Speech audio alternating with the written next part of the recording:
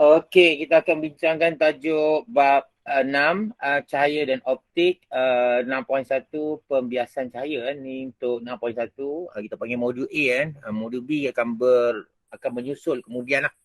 Okey Okey. Okey, kita teruskan. Uh, Pembiasan, apa itu pembiasan ataupun pembiasan cahaya? Kita dah bincang dah tentang pembiasan gelombang. Okey. Itu pembiasan ialah fenomena pembengkokan sinar cahaya. Maksudnya sinar cahaya itu dibengkokkan. Kalau ikut sinar cahaya boleh bergerak lurus tapi dibengkokkan. Kenapa? Kerana cahaya bergerak melalui dua bahan lut sinar ataupun dua medium lut sinar yang berlainan ketumpatan. Ingat kan, medium lut sinar saja cahaya yang boleh tembus kan. Ada lagi kan, kita ada lut sinar, lut cahaya, itu apa, legap. Legap tak benarkan langsung kan. Lut cahaya dah lagi benar kan, tapi sedikit saja. Dalam ni kita bincang tentang medium lut sinar. Jadi ini menyebabkan ia akan berubah arah. Okey.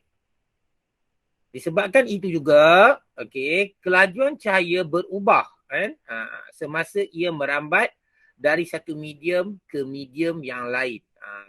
Ada medium dia akan halaju bertambah, bukan bertambah, halaju sama dengan halaju cahaya, dan ada juga halajunya akan berkurang dengan halaju cahaya. Okey, bahan lusina yang cikgu masukkan tadi, cikgu kategorikan, nanti cikgu kategorikan, tengok ni dulu. Dia kata seperti udara, air dan kaca kan. Air ni bukan air kan. Okey, mengapa cahaya dibiaskan? Kenapa cahaya dibengkokkan? Okey, bila dibengkokkan maksudnya dia telah masuk satu medium yang menyebabkan berlakunya perubahan halaju. Kan? Jadi dia kata cahaya dibiaskan kerana perubahan halaju, cikgu highlightkan ni, semasa ia melalui satu medium ke medium yang lain. Kan? Biasanya halaju tu akan berkurang lah. Kalau medium, nanti kita bincang, kalau medium tu ketumpatan dia tinggi, halaju tu berkurang. Kalau medium tu rendah, ketumpatan dia, halaju akan bertambah, bukan bertambah, sama dengan halaju cahaya. Okey, cahaya bergerak perlahan dalam kaca ketumpatan tinggi, atau kita kata cahaya bergerak dengan laju yang rendah dalam kaca. Kaca dianggap sebagai medium ketumpatan tinggi berbanding dengan udara yang mempunyai laju yang sama dengan halaju dia sama dengan halaju cahaya kan. Bukan ni kan, dia punya cahaya bergerak dalam udara, halaju ni sama dengan halaju cahaya. Udara dianggap sebagai ketumpatan rendah. Tapi ketumpatan ni dimasukkan ketumpatan optik kan. Nanti kita terang apa beza ketumpatan optik dengan ketumpatan yang kamu belajar sebelum ni lah. Terutamanya pelajar tingkatan 5 lah. Okey. Okey, apabila cahaya melalui udara ke kaca, udara ketumpatan rendah ke ketumpatan tinggi, kaca ketumpatan tinggi, laju cahaya akan berkurang dan sinar akan bengkok. Ingat, bila laju cahaya bergerak pada ketumpatan yang tinggi, blok kaca ni ketumpatan tinggi, dia punya laju akan berkurang. Di sini laju dia akan berkurang. Bila berkurang, kamu dapati dia semakin menghampiri garis normal. Menghampiri garis normal kan. Dan sinar tu bengkok lah. Memang bengkok lah. Dan menyebabkan hal laju juga akan berkurang. Okay kan. Jadi perubahan laju cahaya menyebabkan perubahan arah. Betul lah. Sebab cahaya bergerak lurus. Kalau ikut cahaya ni bergerak lurus macam ni kan. Terus lurus. Tapi sekarang dah bengkok sikit. Bengkok sebab apa? Medium yang berbeza. Okey, kita pergi pada topik yang berikutnya. Subtopik dia iaitu ketumpatan optik kan. Okey. Kita ada ketumpatan biasa. Secara fizikal, ketumpatan ialah jisim perisi padu, tapi ketumpatan optik ni satu nilai yang berlainan kan. Dia bukan merujuk pada ketumpatan yang kita bincangkan dalam bab daya dan tekanan. Okey kan. Okey, cuba tengok gambar ni kan. Tengok sini, ketumpatan optik. Okey, bahan lut sinar, iaitu kata lut sinar maksudnya cahaya dapat menembusi satu medium itu kan. Cikgu bahagikan kepada dua bahagian. Dua kan. Pertama itu ketumpatan optik rendah. Jadi kamu tahulah apa dia ketumpatan optik rendah, itu udara dan vacuum. kan? Dan juga ketumbatan optik tinggi. Jadi tulis sini kan, udara dan vacuum. UV. U udara, V vacuum. Buat sini UV kan. Kalau ketumbatan optik tinggi banyak. Lebih banyak daripada ni. Ini dua ni sajalah biasanya kan. Dan ada banyak. Dan cikgu simpulkan di sini iaitu Kia. Kia, kaca, intan, air. Banyak lagi kan. Perspek, macam-macam lagi lah. Tapi untuk memudahkan kamu ingat, inilah kan. Kalau rendah, UV. Kalau tinggi, Kia. Ataupun yang lain daripada tu. Kan? Okey, kita teruskan. Okey. Ketumbatan optik tadi kan. Ketumbatan optik tidak sama dengan ketumbatan yang dibelajar dalam bab daya dan tekanan. Kerana ketumbatan optik ni lain menunjukkan gangguan di dalam medium tersebut. Kalau ketumbatan yang kita belajar tu dia ada satu rumus. Itu ketumbatan simbolnya kita pakai rho kan. Rho jisim per isi padu kan. Jisim mass per volume. Kalau kamu tengoklah. Okey, misalnya, okey, kalau kamu tengok minyak, ketumbatan minyak lebih rendah daripada air. Betul kan? Minyak lebih rendah daripada air. Biasanya ketumbatan minyak ni lebih kurang dalam 800 lah cikgu rasa kan. Kalau ketumbatan air ni 1000. Jadi kita tengok ketumbatan ni berbeza. Justru itu kita kata minyak lebih terapung di atas permukaan air. Boleh kan? Oleh itu minyak terapung di atas permukaan air kan. Kalau ikut dari segi konsep ketumbatan kita belajar dalam daya dan gerakan kan. Daya dan tekanan. Tak faham kan? Okey, ketumbatan optik minyak pula sebenarnya lebih tinggi daripada ketumbatan optik air. Kan? Jadi apa maksud ni? Jadi dalam minyak dia punya ketumbatan dia tinggi, maksudnya halaju dia semakin rendah berbanding dengan ketumbatan optik air. Maksudnya halaju di minyak lebih rendah daripada halaju di air. Halaju cahaya kan. Maksud juga halaju cahaya kan. Takut kamu tersilap. Kita sebut halaju cahaya kan. Okey. Itu maksud yang sebenarnya kan. Okey, cikgu teruskan Okey, ni gambar ni. Kamu tengok betul. Cari rumusan sikit lah. Okey, tengok ni. Sinar cahaya membengkok mendekati garis normal apabila cahaya merambat dari ketumbatan rendah kepada ketumbatan tinggi. Rendah dimasukkan ialah udara, tinggi dimasukkan oleh blok kaca. Jadi cahaya bergerak sini mendekati garis normal. Okey kan? Ini untuk ketumbatan rendah dan ini untuk ketumbatan tinggi. Apa beza kita nampak sini? Sini sudutnya lebih besar, ketumbatan rendah sudut besar, ketumbatan tinggi sudutnya lebih kecil. Kan? Okey. Ketumbatan tinggi ni ibarat macam orang gemuk lah, senang kan? Kat sini dia tak larat nak berjalan.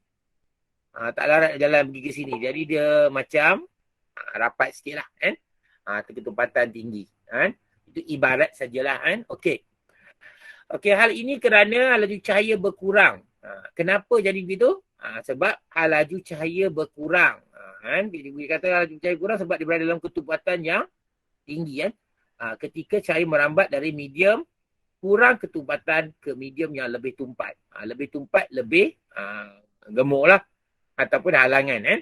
Senang kita kata ini tempat cahaya bergerak dalam tempat yang lapang. Satu bilik yang lapang. Ini kita anggapkan cahaya bergerak dalam bilik yang penuh dengan meja. Kan? Bila bergerak dalam meja, ada meja kan. Bilik darjah lah ada meja. Jadi nak bergerak tu susah sikit. Jadi dia bergerak terpaksa bergerak perlahan. Itu ibarat dia ketumbatan tu kan. Okey kan. Okey. Jadi cikgu ada satu tips kat sini kalau kamu tengok ni.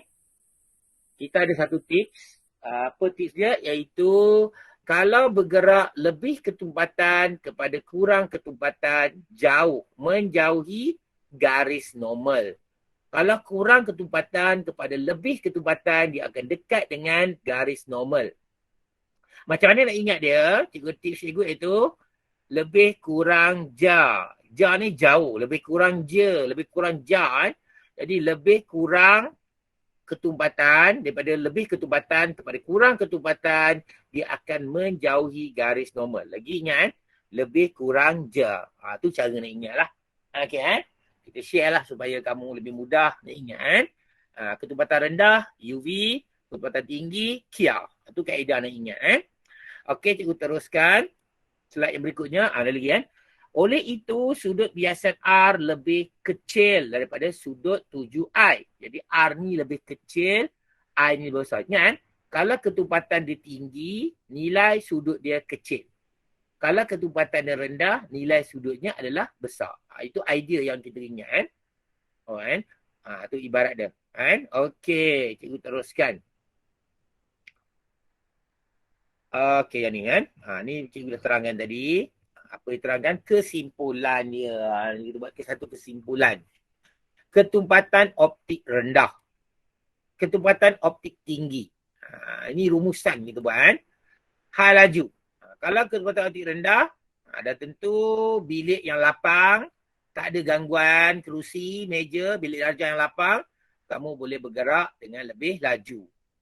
Laju kamu seperti hal laju cahaya. Ibarat dia macam tu kan. Kalau ni pula ketumpatan optik tinggi, bilik darjah yang dipenuhi dengan meja-meja, jadi terpaksalah kamu bergerak dengan hal laju yang rendah berbanding dengan hal laju cahaya. Jadi kamu rendahkan hal laju kamu. Laju pun boleh kan kita panggil.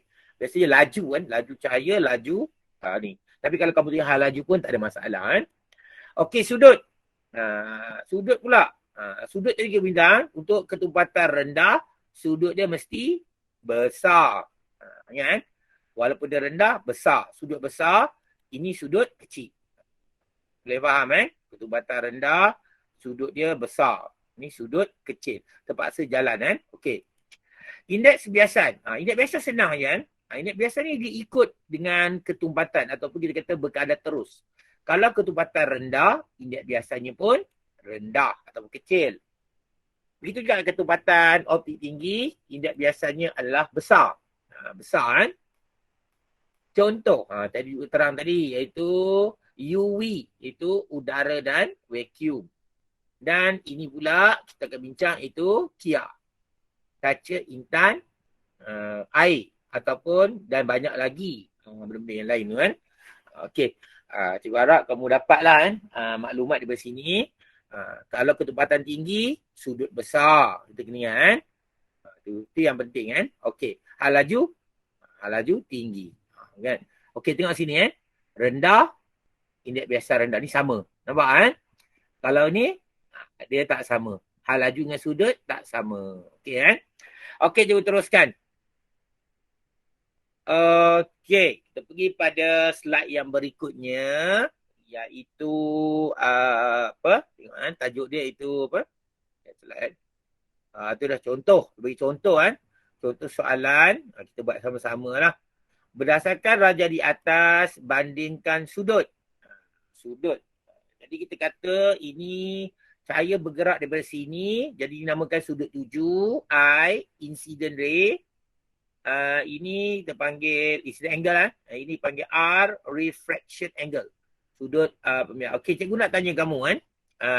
Sudut mana yang lebih besar kamu nampak? Siapa yang jawab? Dapat cuba senang soalan ni I. I lebih besar bagus. Jadi kita dapati I lebih besar. Jadi medium X mempunyai sudut I lebih besar daripada sudut R. R di medium Y. Okey kan? Itu sebenarnya cara kita nak faham Okey kan? Kita teruskan. Okey. Laju cahaya. Mana yang lebih laju? Jadi kamu tahu kat sini bila sudut tu besar, laju dia pun besar ni kan? Laju besar lah. Sudut besar, laju besar Okey, jadi kita jawab ni jawapan dia iaitu laju cahaya medium X lebih besar daripada medium Y. Okey daripada medium Y. Okey, ketumpatan optik ketumpatan optik. Jadi kita tengok mana medium yang lebih tumpat kamu rasa? Siapa cuba jawab? Medium yang lebih tumpat ialah medium Y. Betul tak? Jadi ketumbatan optik medium X lebih rendah daripada Y. Ataupun sebaliklah jawapan.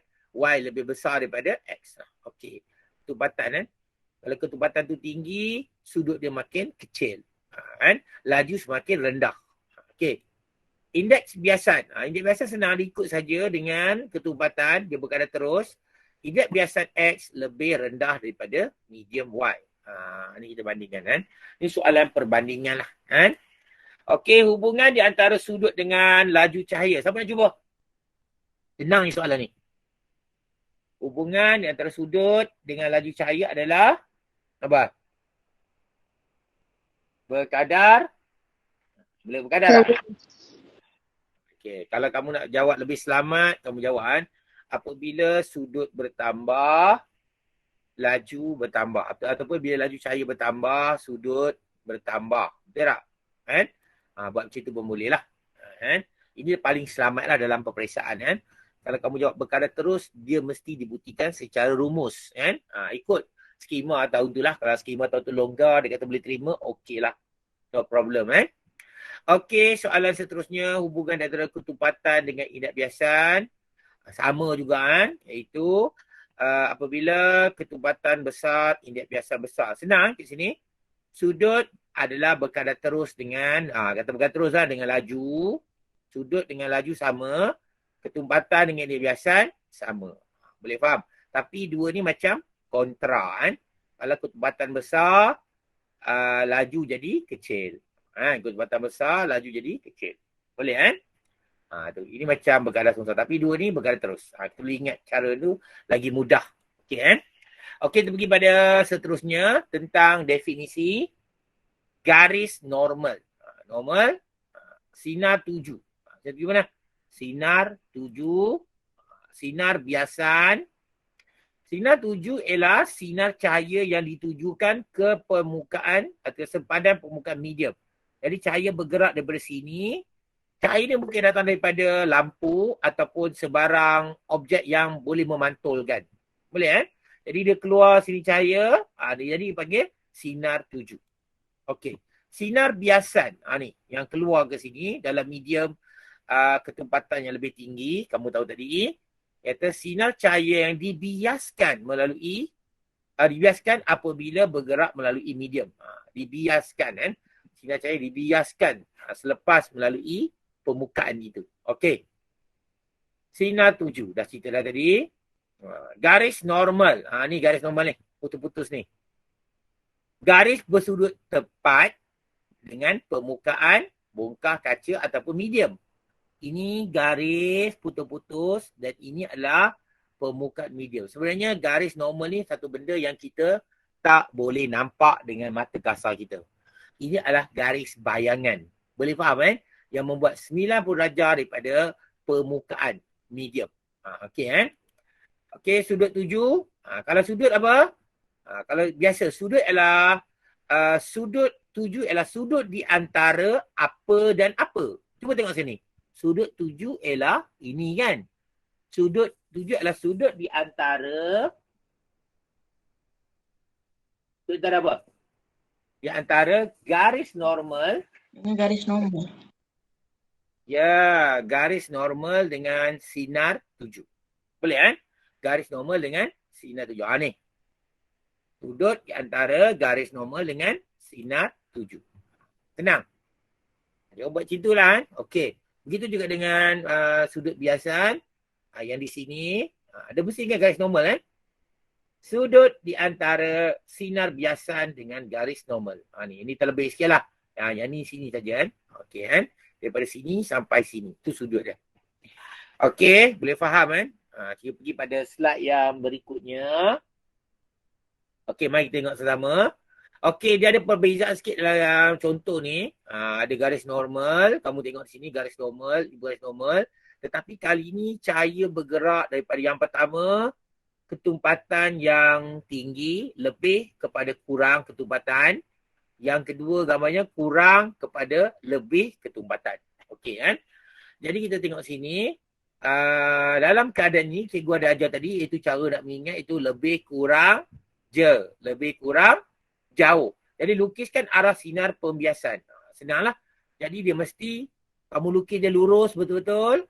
Lepas tu dia mesti mendekati ke menjadi normal. Sudah tentu menjauhi garis normal. Sebab apa? Lebih kurang jauh. Lebih kurang jauh. Kamu buat ibaratkan sinar ni bergerak lurus. Ni pun sama. Sinar ni bergerak lurus. Macam lurus. Tetapi sebab medium yang berbeza, sinar akan terpesong mendekati atau menjauhi normal. Okey, yang pertama, dia menjauhi garis normal. Okey, sebab lebih kurang jauh daripada garis normal. Okey kan? Okey, untuk kes ini pula kita berarti kurang ke lebih dia mesti mendekati garis normal. Ini mudah faham kan? Okey, nyatakan arah sinar biasan. Ni dah jawablah. Iaitu menjauhi garis normal. Yang ini nyatakan arah sinar biasan mendekati garis normal. Sinar cahaya tu kan. Bandingkan sudut I dengan sudut R. Bandingkan sudut I dengan sudut R. I tu mana? Kita buat dulu. Sini adalah I. Sudut di antara garis normal dengan sinar tuju. Ini I, sini R. Begitu juga yang ni lah. Sini I, sini R. Okey. Bandingkan.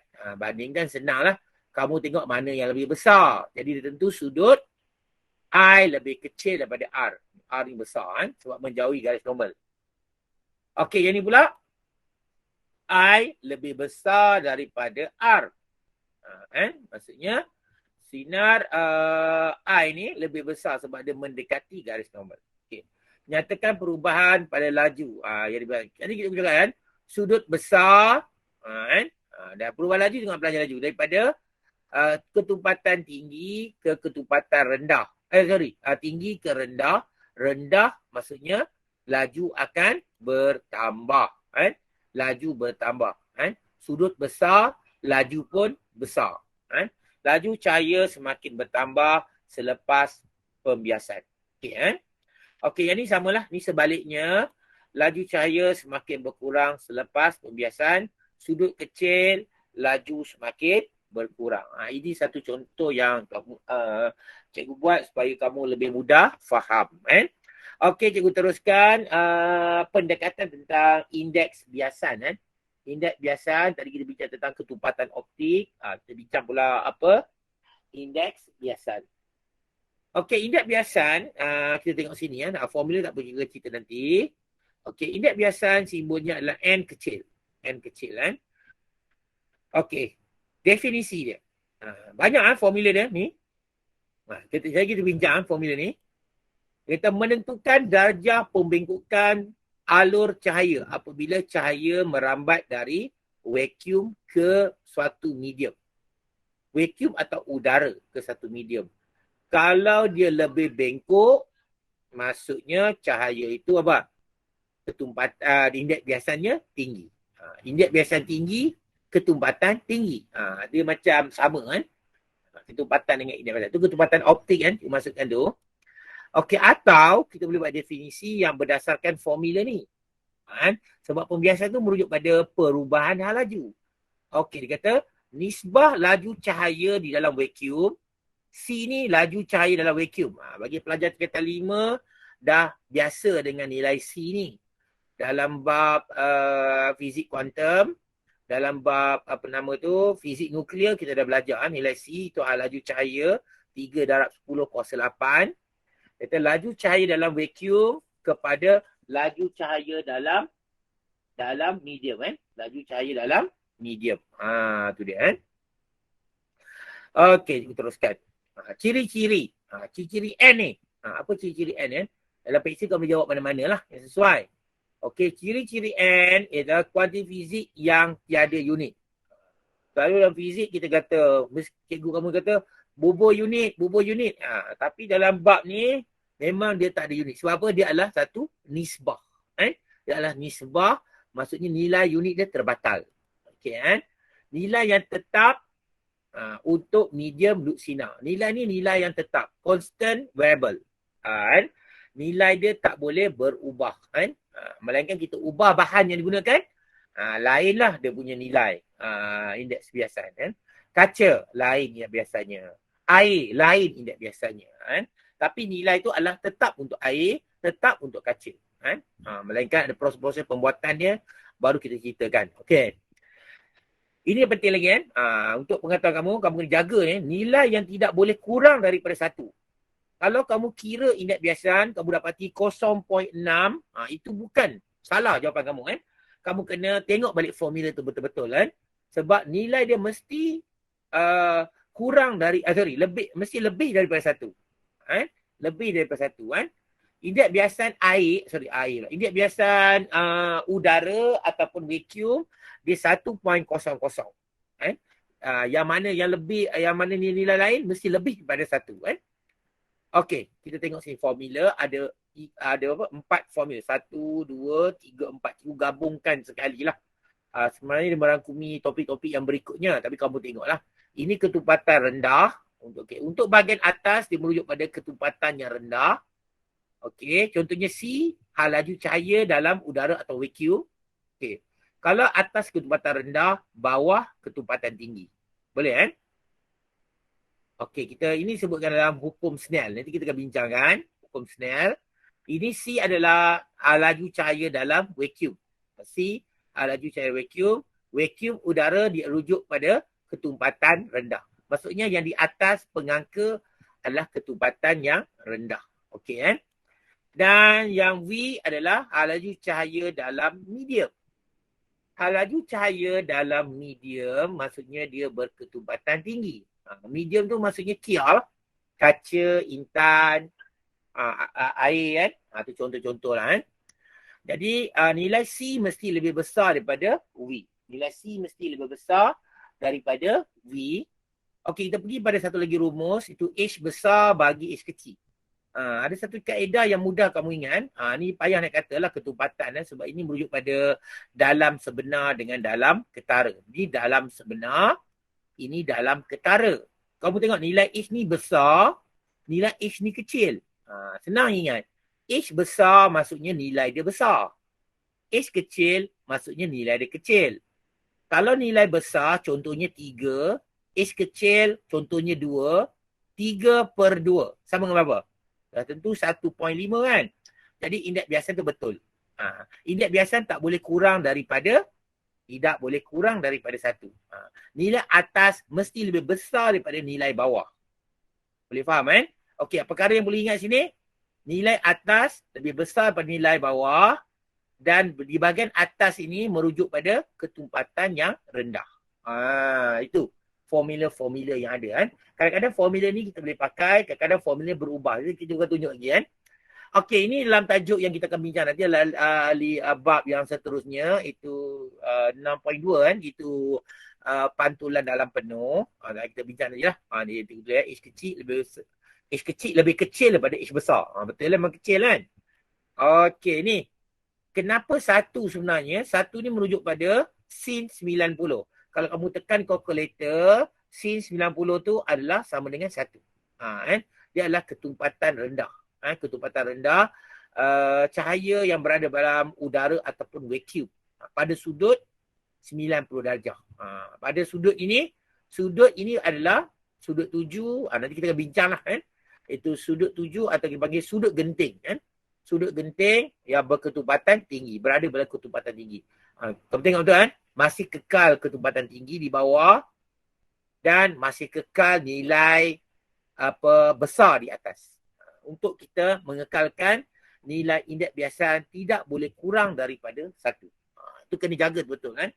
Sebab dalam soalan ni kadang-kadang kamu confuse buat silap kan. Jadi cikgu dah tengok kan, pelajar banyak buat silap. Jadi cikgu beritahulah apa yang kamu perlu buat lah. Okey, ni dalam bab nanti kita akan bincang pantulan dalam penuh. Okay, cikgu teruskan. Okey, dia kata sini pengangka sentiasa ketumpatan rendah. Kamu faham lah. Yang di atas pengangka tu merujuk pada yang atas ni. Yang atas ni kan. Ni lah dua dia lah kan. Berketumpatan rendah ataupun penyebut sentiasa ketumpatan tinggi. Ataupun kita kata pengangka mesti nilai dia lebih besar daripada penyebut. Itu pun boleh. Okey, kita teruskan. Ini contoh-contoh indeks biasan yang kita tengok kan. Perbandingan indeks biasan N. Indeks biasan ni adalah nilai yang tetap kan. Contohnya vacuum ataupun udara, air, bukan air, udara 1.00, dan tak ada boleh kurang pada nilai, ini paling rendah sekali kan. Minyak zaitun 1.46, Perspex 1.50, gelas kaca the crown kan 1.52, kaca juga 1.6. Ada juga jenis kaca crown, kaca flint kan. Diamond paling tinggi 2.42. Ini refractive index yang nilai yang tetap. Indeks biasa yang tetap untuk satu bahan. Kita boleh ubah nilai ni kan. Nilai memang ditetapkan. Nilai yang tetap untuk medium load sinar. Kalian faham kan? Jadi medium load sinar berlainan mempunyai nilai indeks biasan yang berlainan. Lain medium, lain indeks biasanya. Okey kan? Jadi nilai ini tidak boleh kurang daripada 1. Nampak? Semuanya lebih daripada 1. Itu penting. Okey. Intan mempunyai ketumbatan optik yang paling besar. Kamu tengok sini. Paling besar adalah intan ataupun berlian, diamond kan. Oleh itu, indeks biasan intan, ingat apa ni? Oleh itu, indeks biasan intan paling besar lah, atau ketumbatan paling besar, indeks biasan yang paling besar. Boleh faham Okey. Okey, cuba tengok 3 gambar ni cahaya bergerak daripada air, water air lah. Air ke medium yang berbeza. Perspex, glass, diamond. Nampak? Jadi pergerakan daripada ketumbatan rendah ke ketumbatan tinggi, ketumbatan rendah ke ketumbatan tinggi, sama, bawah pun sama, ketumbatan rendah kepada ketumbatan tinggi. Okay, kita dapati bahawa sinaran ini mendekati garis normal. Tapi ada sedikit perbezaan perbezaan sudut. Kenapa ada perbezaan sudut? Sebab apa? Sebab sinar tu bergerak dalam medium yang berbeza ketumbatan. Walaupun ketumbatan tinggi, Perspex, glass ni dengan diamond ni tinggi ketumbatan dia, tapi dia mempunyai berbeza nilai indeks biasan. Jadi indeks biasan yang tinggi menghasilkan sudut yang rendah. Ya, indeks biasan yang tinggi menghasilkan sudut yang rendah. Indeks biasan tinggi maksudnya diamond ketumbatan yang tinggi menghasilkan sudut yang rendah. Lebih mendekati garis normal berbanding dengan Perspex. Okey, boleh faham itu contohlah. Okey, kita teruskan Okey, jadi cahaya paling banyak bengkok dalam intan berbanding dengan dalam kaca dan Perspex. Itu maksudnya paling bengkok. Okey, kita teruskan. Okey, itu masalah ni. Hukum pembiasan. Ini formula yang barulah dalam bab tajuk dulu kita bincang formula lain. Ni formula dia lebih detail lah sikit Okey. Hukum Snell. Okey. Kita tengok cahaya bergerak daripada ketumbatan tinggi sebab sudut besar, sudut kecil, ketumbatan tinggi ke ketumbatan rendah mendekati garis normal. Betul kan? Jadi kita boleh buat N1 adalah indeks biasan dalam medium 1. Jadi lari ni perkataan turun ke bawah ni Tak apalah Okey, yang kedua. Ni medium 1, N1. Okey, theta 1. Cuba tengok tu theta 1. Tengok theta 1 pula Theta 1 ialah sudut 7 dalam medium 1. Sudut 7 dalam medium 1. Ni, sudut 7 dalam medium 1. N2, indeks biasan dalam medium 2. Ni medium 2, indeks biasanya N2. Dan theta 2, kita lari ke bawah juga theta 2 ni, sudut pembiasan dalam medium, minta maaf lah ni, medium 2. Kalau ada ni betul sikit nota medium 2 Kalau betul, ni medium 2. Okey. Jadi kita tahu medium 2 sudut dia kecil, medium pertama sudut dia besar. Jadi untuk merangkumi satu rumus, mudah saja kita buat hubungan pemboleh ubah di atas. Diterbitkan dalam, senang je. Kalau yang satu ni, medium 1 ni, ini darab ini darab ini, sin ini darab sin ini, sama dengan N2 darab sin theta. Jadi formula ni. Mudah ni. Ini formula yang kamu boleh mudah kamu ingat. Ada keluar soalan macam ni Dia bagi medium atas, medium kaca, air. Yang kedua medium kaca. Dia suruh cari sudut. Macam tadi gambar tadi lah. Kalau kamu tengok tadi Okey.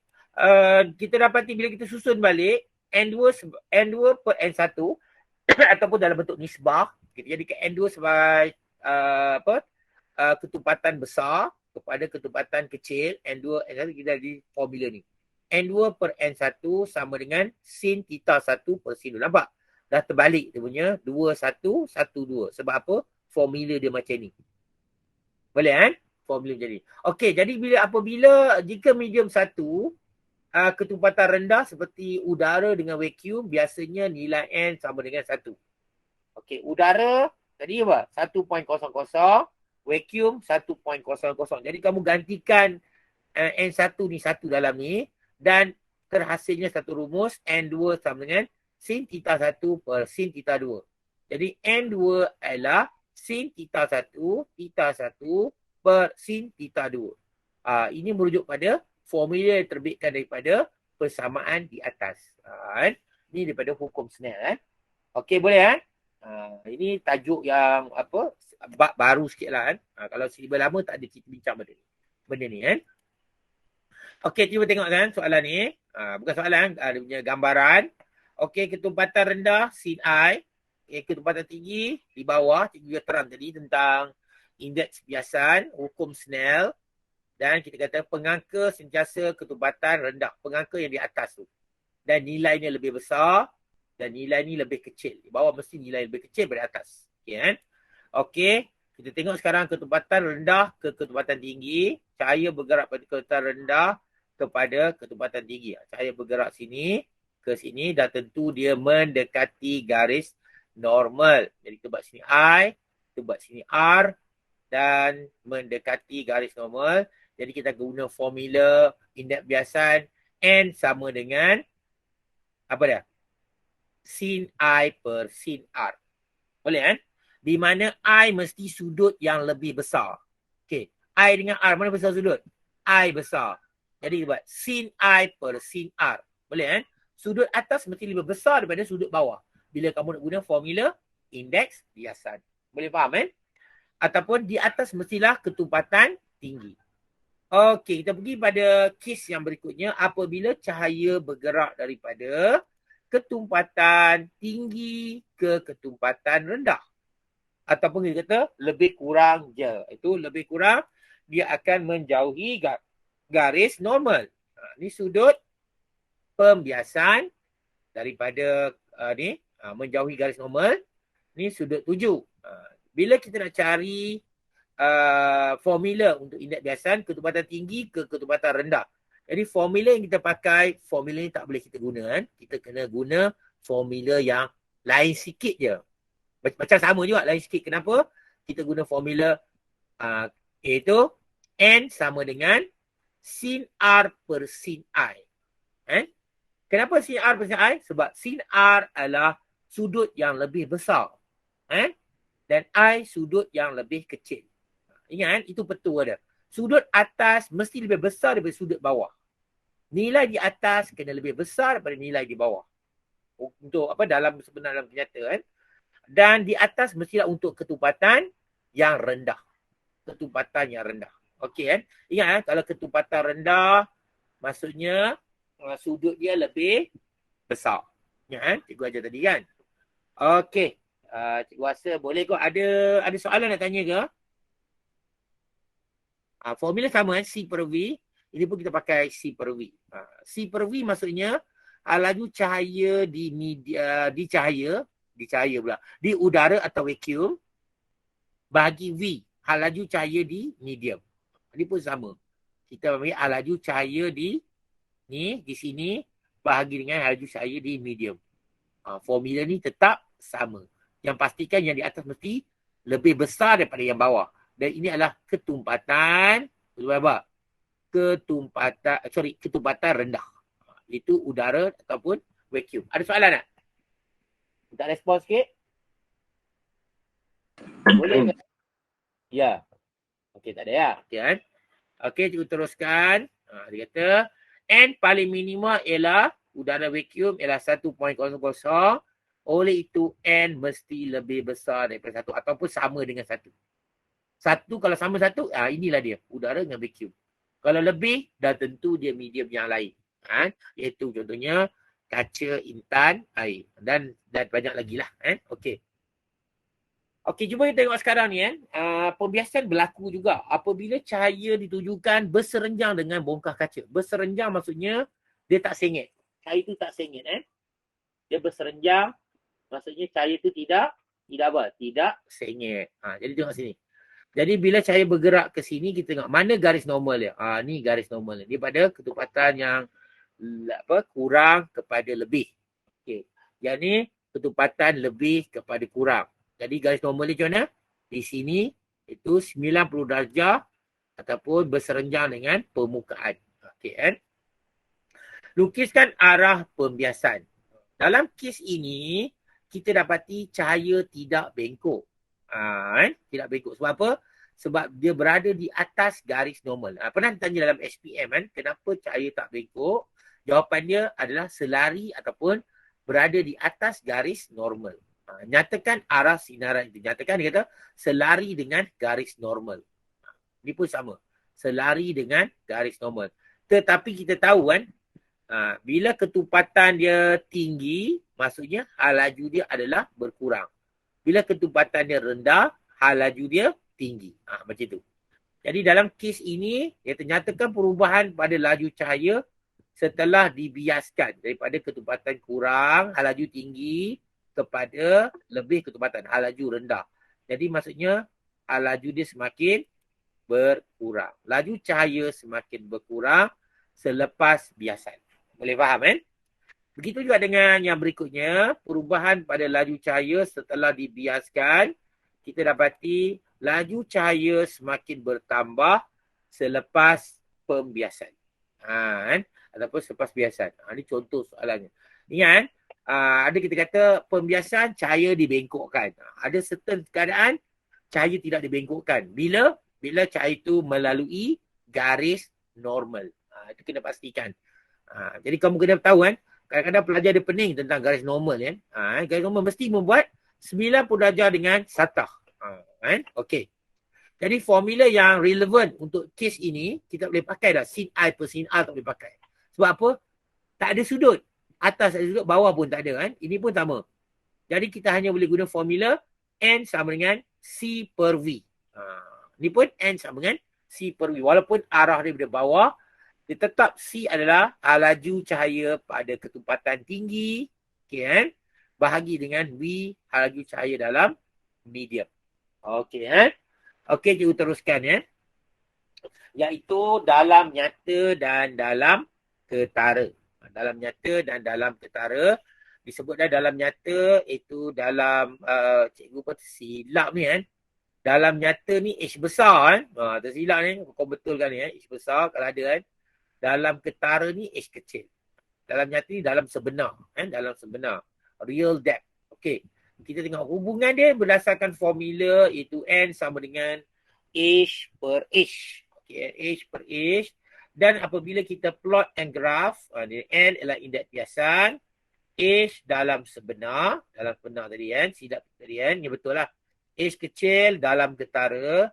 Dan apabila kamu plotkan graf iaitu H dalam sebenar melawan dalam ketara, kita dapati graf dia adalah bentuk garis lurus. Okey garis lurus Okey, biasanya yang dalam kes ini kita tengok apabila dalam sebenar bertambah, dalam ketara akan bertambah lah. Kita tengok ni macam berkadar terus. Okey. Jadi kita ke sini H berkadar terus dengan H kecil. H besar berkadar terus dengan H kecil. Jadi berdasarkan persamaan gaya lurus itu Y sama dengan MX tambah C, di mana Y ialah paksi H besar. Okay. Y ialah H besar. Dan mana X ialah H kecil. Dan C ialah kosong. Kenapa kosong? C adalah pintasan pada titik asalan.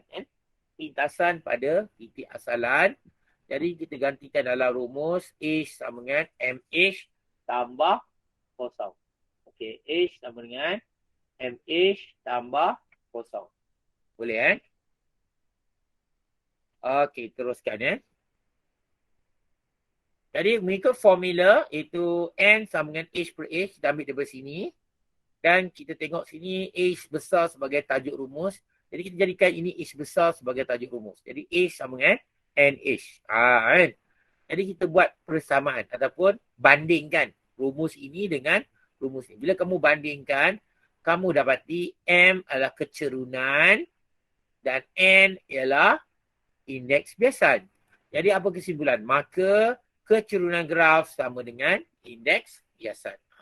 Kalau kamu buat graf ini, H per H besar, kecerunan graf adalah indeks biasan. Kalau terbalik, katakan H kecil di atas spasi Y ni, H besar di bawah ni, jadi kecerunan graf ialah apa? 1 per N. Faham? Kalau graf ni terbalik, kecerunan graf ialah 1 per indeks biasan. Itu cara nak ingat kan? Cara nak faham tentang konsep graf dengan formula fizik kan. Saya rasa kamu boleh lah. Okey, ada soalan tak tentang slide ni? Ada tak ada?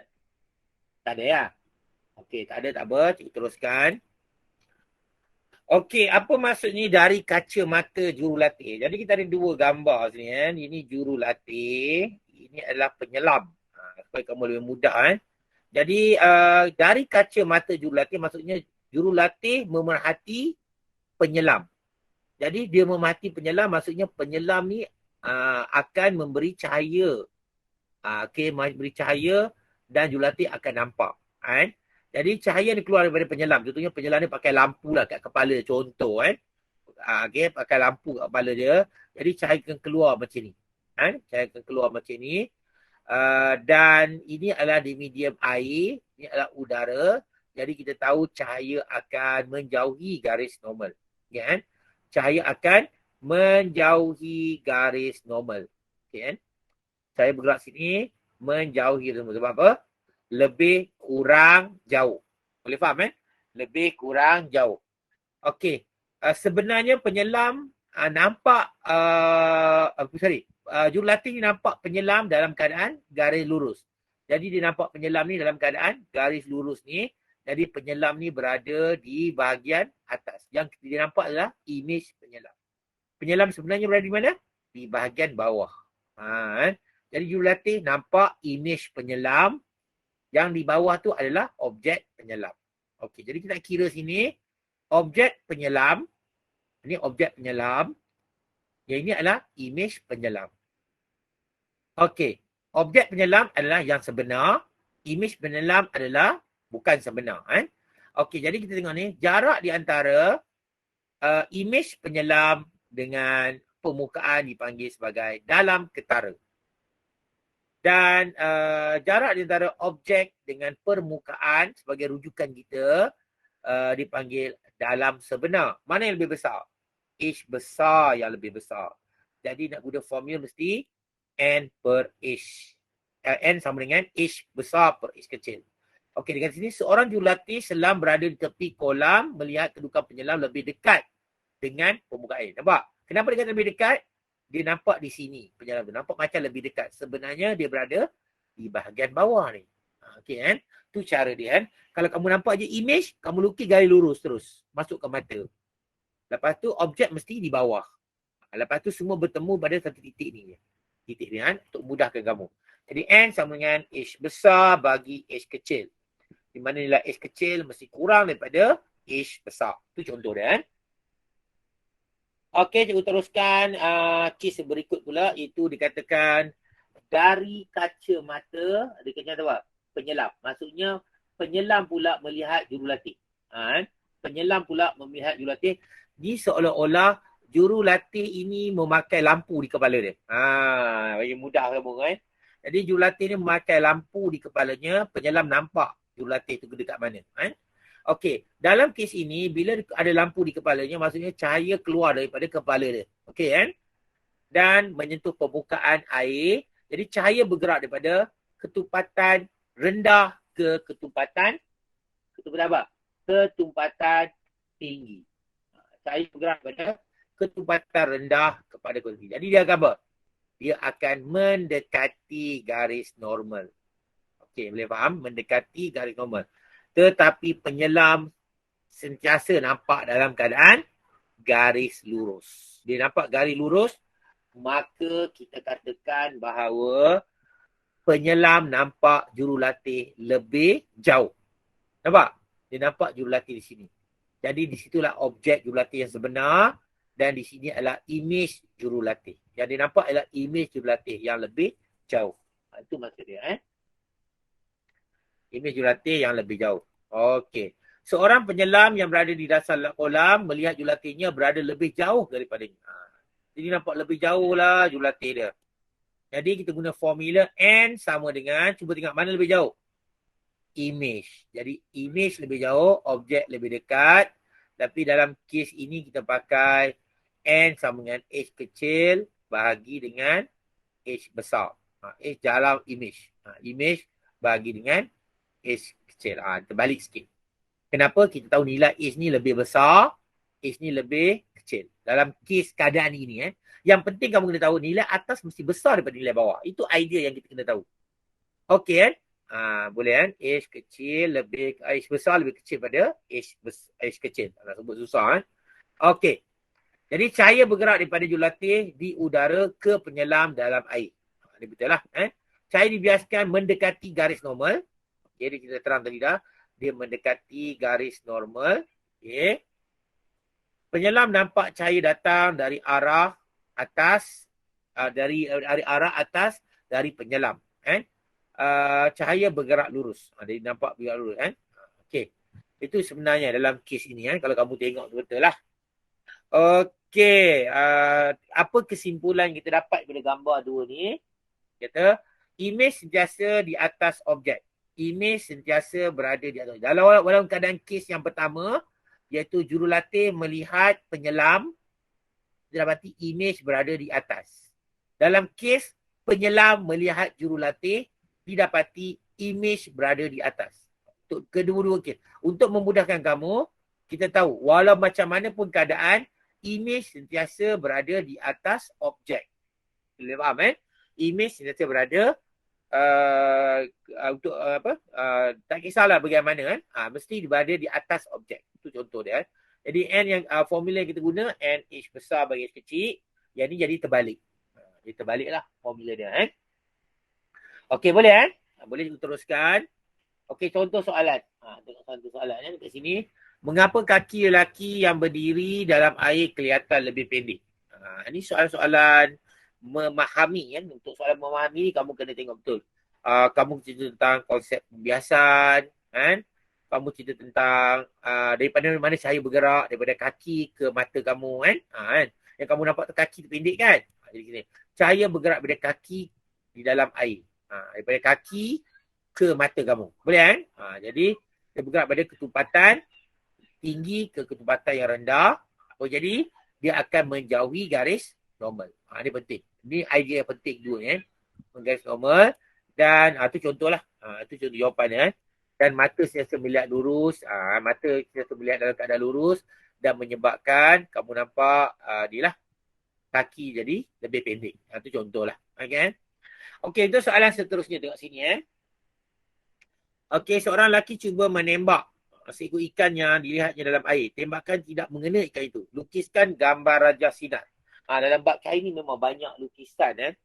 Jadi dia melihat. Bila lelaki tu cuba menembak, lelaki ni yang melihat. Bila lelaki ni melihat, maksudnya ikan ni akan masihkan cahaya. Ikan ni akan masih. Soalnya ikan ni pakai lampu dekat kepala dia. Faham? Sebab lelaki ni yang melihat. Okey Jadi dalam kes ini kita tengok, nak lukis gambar sinar. Yang pertama, yang ni dia kata ikan, imej mesti berada di atas. Atau kamu lukis macam ni pun boleh. Objek, okey, kita bagi lurus ni. Untuk mudahkan kamu faham, supaya tak sengit lukisan. Okey, yang pertama, kamu lukis cahaya dihasilkan oleh ikan. Kamu letak kat mata dia kat sini. Dan kamu kata cahaya daripada ketumpatan tinggi ke ketumpatan rendah. Sini. Dan mata sentiasa melihat dalam keadaan lurus. Dan mata sentiasa melihat dengan lurus macam ni. Dan di sinilah imej yang kita dapat. Ini ikan. Imej ikan. Ini panggil sebagai dalam ketara. Apparent depth. Ini adalah objek sebenar. Real depth. Dalam sebenar. Okey. Dia kata mengapa tembakan tidak mengenai ikan? Kenapa dia tembak tak mengenaikan? Sebab apa? Sebab dia nampak image. Image berada di atas, objek berada di bawah. Jadi dia kata ia tembak image ikan yang berada di atas ikan sebenar. Apakah cara jika lelaki itu ingin menembak ikan ke dalam tasik itu? Apa dia? Itulah tak lain, jawapan dia ialah menembak lebih ke bawah. Tembak lebih bawah supaya kena ikan tu. Jadi ikan tu berada bawah. Kalau kau nampak ikan, itu bukan ikan lagi, itu adalah image ikan. Kena tembak lagi bawah. Baru kena ikan. Okey, bagi yang pandai, biasa mancing, biasa menangkap ikan, dia tahulah. Okey.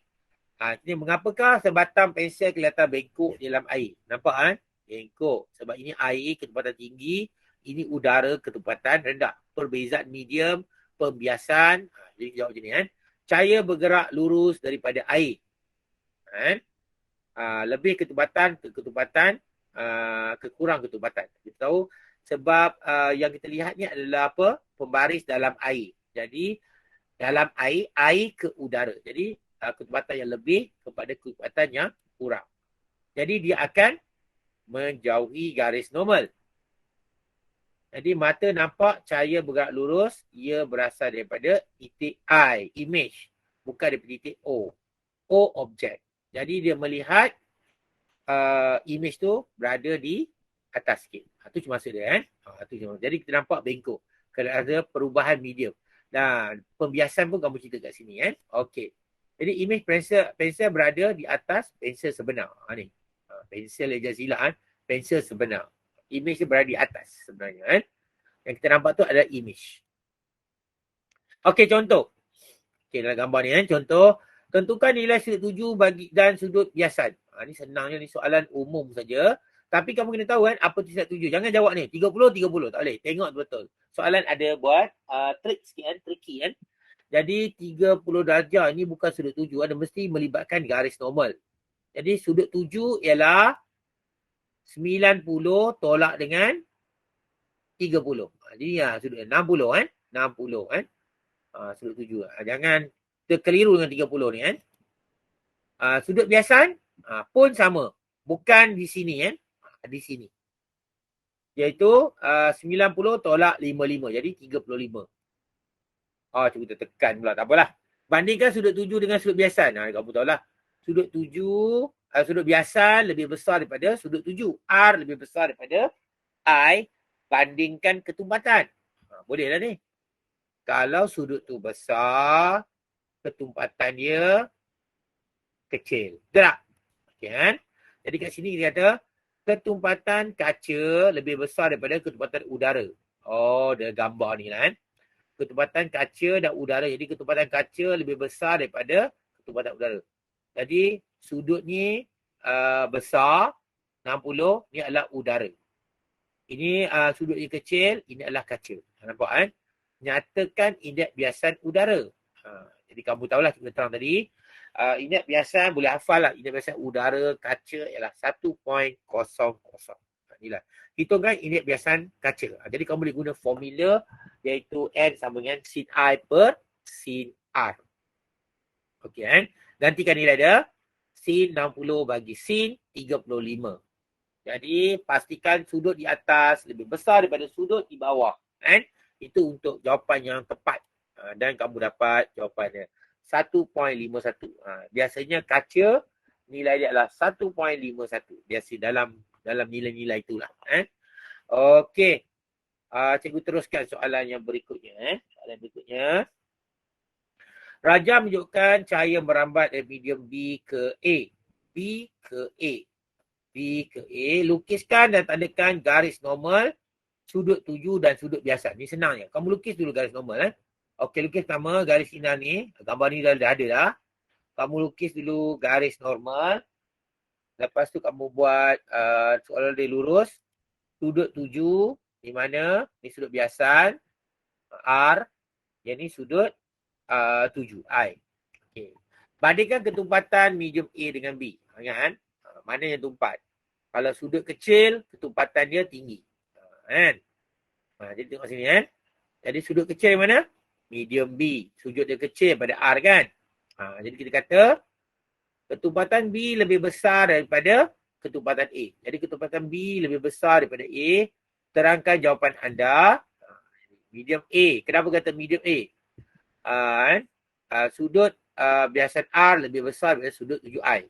Terangkan kenapa kau jawab ketumpatan B itu lebih besar lah. B itu lebih besar. Okey. Ini tersilap ni B kan. Terangkan jawapan ni. Padam ni kan. Ini sudut R yang lebih besar. Ni tak ada kan. Okey. Medium manakah yang laju cahaya lebih laju? Lebih laju mesti ketumpatan yang rendah. Jadi medium A. Medium A ketumpatan yang rendah. Medium B ketumpatan yang tinggi. Okey. Tuliskan formula untuk mengira indeks biasan. Jadi kita ada formula N sama dengan sin I per sin R. Ataupun N sama dengan sin R per sin I. Jadi kita nak pakai mana satu? Kita tengok mana satu sudut yang besar. Jadi sudut yang besar adalah R. Bila R besar, I kecil. Jadi kita guna N sama dengan sin R per sin I. Ingat kan? Itu cara kamu kena faham tentang penggunaan rumus. Sudut R ataupun sudut yang di atas mesti lebih besar daripada sudut yang di bawah. Okey, kita pergi pada soalan lagi. Soalan iaitu satu sinar cahaya merambat daripada kaca ke udara. Kaca ke udara, indeks biasanya ialah 1.54. Okey kan? Dan laju cahaya ni lah kamu biasalah laju cahaya kan. Okey, nyatakan sudut 7. Soalan ni nyatakan, dia suruh nyata atau hitungkan. Nyatakan sudut 7, tahulah sudut 7 ialah sudut garis normal dengan sinar 7 kan. Jadi tentulah jawapan dia adalah 33. Senang kan. Sudut biasan. Sudut biasan payahlah kena kira lah. Jadi kita tengok cahaya bergerak dari kecepatan tinggi ke kecepatan rendah. Sudut ni lebih besar, sudut lebih kecil. Jadi kita guna formula N sama dengan sin apa? Sin theta per sin 33. Sebab apa? Theta lebih besar daripada 33. Jadi kita guna formula tu tengok. Jadi kita tahu indeks biasan diberi tadi. Kita guna N sama dengan sin theta per sin 33. N tu adalah 1.54. Jadi jadikan theta sebagai tajuk rumus dan kita dapati theta sama dengan 57 darjah. Ni cara nak mengira dia. Okey, boleh Tapi cara nak kira dia lah. Okey, laju cahaya dalam kaca. Laju cahaya. Jadi kita dah dapat indeks biasan, laju cahaya dalam kaca, laju cahaya dalam udara kita tahu. Jadi kita guna formula N sama dengan C per V. N kita dah ada, C kita dah ada, V kita nak cari. Gantikan macam ni. Jadi tahu V sebagai tajuk rumus. Gantikan. Okey, ni tukar tempat saja, turun ke bawah. Jadi V sama dengan 1.95 darab 10/8 ms negatif 1. Ini pun darjah lah kan. Okey, ni cara nak jawab soalan ni lah. Okey, kita pergi pada soalan yang berikutnya. Okey, tengok sini. Satu sinar cahaya ditujukan secara normal pada prisma kaca yang mempunyai indeks biasan 1.50. Okey, jadi cahaya bergerak. Kenapa cahaya bergerak lurus ini? Sebab cahaya bergerak lurus sebab apa? Dia melalui garis normal. Ataupun selari dengan garis normal. Sebab dia boleh bergerak lurus masuk ke medium ni. Selamba yang masuk sini lurus. Tapi sampai sini, garis normal telah bertukar jadi macam ni. Macam ni kan? Normal. Jadi tengok tu garis normal dia. Lengkapkan rajah sinar. Jadi kita tengok sini. Bila ada garisan sini, ini berapa sudut ni? Sudut ini merujuk pada segitiga ni. Kalau sini 30 darjah, sini pun 30 darjah. Lengkapkan rajah sinar kan. Jadi dalam disuruh lengkapkan rajah sinar ni, kamu dapati bahawa cahaya bergerak pada ketumpatan tinggi ke ketumpatan rendah. Jadi sebab tu dia kamu lukis menjauhi garis normal. Boleh faham? Sepatutnya dia lurus macam ni saja. Tapi sebab dia berada dalam ketumpatan tinggi ke ketumpatan rendah, jadi dia menjauhi garis normal. Okey. Itu cara nak lengkapkan sinar. Dan cari sudut 7 dan sudut pembiasan. Sudut 7 kita dapat tadi. Sudut 7 sama dengan 30 darjah. Sudut pembiasan kita boleh gunakan formula iaitu N sama dengan sin I per sin R ataupun sin R per sin I kan. Tapi dalam kes ini kita tengok sudut dia macam mana R tu. R mana besar? R dengan 30 darjah. Dan tentu R tu lebih besar. Jadi kita guna formula N sama dengan sin R per sin 30. Kan? Jadi kita cahaya bergerak daripada ketubatan tinggi ke ketubatan rendah. Formula yang kita pakai N sin R per sin I. Jadi N sama sin R per sin I ataupun sin R per sin 30 gantikan 1.5 ni dan kita dapati R sama dengan 48.6 darjah. Itu cara nak jawab soalan ni. Okey, boleh kan? Okey, kita teruskan lagi soalan. Boleh faham ke?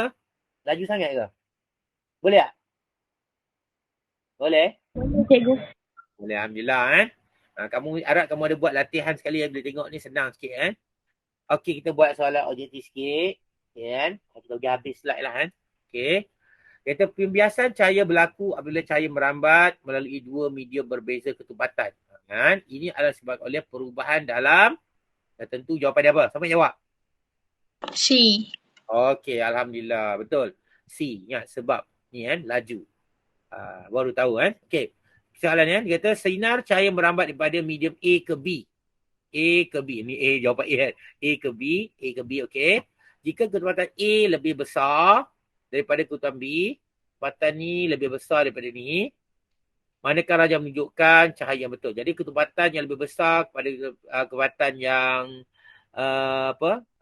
kita ketubatan A lebih besar lebih kepada kurang. Lebih kurang je, lebih kurang ja Jadi apa jawapannya? D. Ya, bagus Dekat sini kita dapati dia bergerak. Kamu buat jenis ambil, kalau pembaris kamu lukis lurus. Lurus. Ni mendekati garis normal. Ini lurus, tak ada perbezaan. Maksudnya A dengan B ketubatan dia sama. Faham? Macam ni pantulan berlaku. Macam ni kita kamu buat garis luruskan, kamu dapati dia menjauhi garis normal. Tepat di jawapannya Okey, kita pergi pada soalan yang berikutnya. Raja menunjukkan satu sinar cahaya merambat daripada udara ke plastik. Udara maksudnya ketubatan rendah, plastik ketubatan tinggi. Rendah ke tinggi, dia mendekati garis normal Rendah ke tinggi, mendekati garis normal Okey, jadi kita tengok sini. Cahaya bergerak daripada udara, ni panggil udara. Semua ni garisan ni panggil garis normal tu bahaya tu nampak macam ni macam segera dia ni garis normal ni ini adalah permukaan. Okey, dia bergerak udara ke kaca, dia akan mendekati garis normal. Apakah indeks biasan plastik? Jadi kita tengok sini, ini garis normal, ini adalah sudut 7, ini adalah sudut biasan jadi apa jawapannya? B. Tak ada ya. Okey Jadi sudut 7 mana? Ni, sin P besar bahagi dengan sin R. Jadi B jawapannya. Bagus. Tahniah, betul tadi Okey, sinar cahaya merambat daripada udara ke kaca. Ni pun mendekati garis normal. Bila kamu dapat soalan gini, kamu cuba lukis garis normal macam ni. Okey, berapakah indeks biasan bagi kaca? Bagi pelajar yang hafal, indeks biasan kaca 1.5 something lah cikgu. Jadi kamu terus buat B je. Tak perlu kira pun tak apalah. Tapi kalau kamu kira lagi selamat lah. Takut dia ubah pula. Kata kaca terbaja ke apa. Masalah juga kan. Jadi kamu tengoklah soalan ni. Kamu tengok soalan mungkin dekat sini juga. Okey. Kamu tengok berapa sudut 7 dia. Ni. Dia 135 ni yang ni maksudnya 90. Dia sudut mencapah Cakar. Jadi 90. Ni baki dia. Jadi kau buat macam ni. Ini pun sama. 108. Ni sudut dia. Jadi sin sudut ini I bagi sin R. Jadi sin I per sin R. Jadi sin I 135 tolak 90. Baru dapat baki ni. Per 108 tolak 90. Yang ni. Baki ni kan. Jadi kamu dapat jawapannya ialah sin 45 per sin 28. Dan jawapan ni adalah 1.51. Bagi pelajar yang dah cekap, dia dah hafal indeks biasan kaca, dia boleh jawab terus cepat lah. Itu kelebihan lah. Tapi jaga-jaga jugalah, kena berhati-hati lah. Kalau salah periksa ni, kamu boleh jawab cepat. Tapi kalau ada masa lebih, cek balik. Itu cara dia. Okey, kita pergi pada soalan ni. Raja menunjukkan seorang lelaki kelihatan lebih pendek dari soalan yang sama juga dalam kolam renang. Kedalaman air kolam ialah 1.5. Ini adalah dalam sebenar. Indeks biasa ialah 1.3. Berapakah dalam ketara kolam itu? Ini mudah saja. Ini kita ganti ke dalam formula. Tak ada tricky sangat kan. Jadi soalan jangan kamu silap. Kalau tak ingat formula ni, tengok muka surat depan. Ada formula dibekalkan. Jadi H sama dengan 1.2 meter. N 1.33. Kita gantikan dalam persamaan ni. Kita gantikan H sebagai tajuk rumus. H besar bagi N. 1.2 per 1.33. Jadi jawapan dia ialah 0.9. Tengok logik akal kan. Logik akal minta berapakah soalan dia? Hitungkan dalam ketara. Dalam ketara mesti lebih kecil daripada dalam sebenar. 1 point. Mesti lebih kecil daripada 1.2. Jadi jawapan yang tak logik E lah. Yang lain ni mungkin betul. Tapi kena kira lah. 0.9. E ni memang kita reject awal. Okay, Okey, kita pergi pada soalan yang berikutnya. Tak ada masalah. Rajam menunjukkan sinar cahaya tujukan pada satu blok kaca. Manakah merupakan sudut pembiasan? Mana yang merupakan sudut pembiasan?